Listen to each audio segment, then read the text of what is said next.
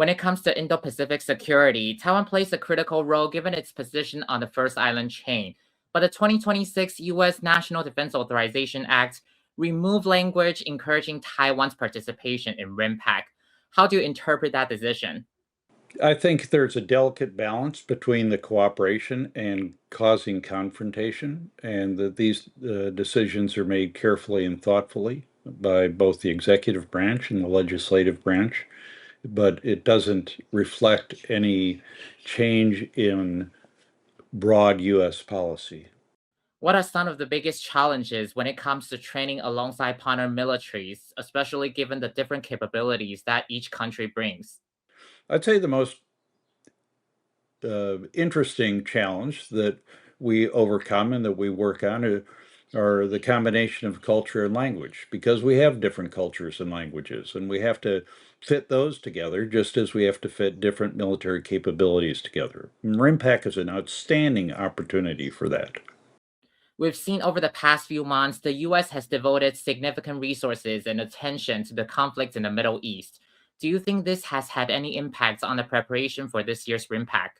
It could have some impact on it, but the US has broad global responsibilities as the leading democracy in the world. And so we don't get to choose the circumstances.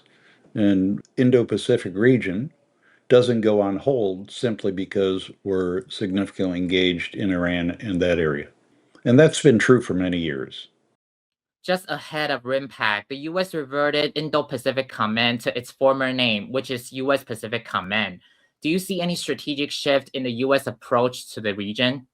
I like it because the leading with the term Indo tended to shift the sort of psychological focus of Indo-PACOM, at least to outsiders. And I think PACOM is a good name. Now I'm kind of partial to it because that was the name of the command when I was the deputy commander and acting commander.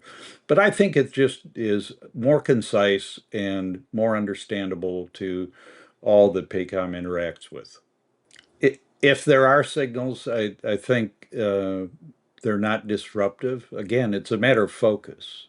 You know, Northeast Asia, Southeast Asia, the Taiwan Strait, South China Sea, Oceania, all are important parts of PACOM's area of responsibility. As we get towards the western edge, the boundary between Central Command and Pacific Command, that's a shared responsibility. So I think we're simply putting the focus where the focus should be in that name change.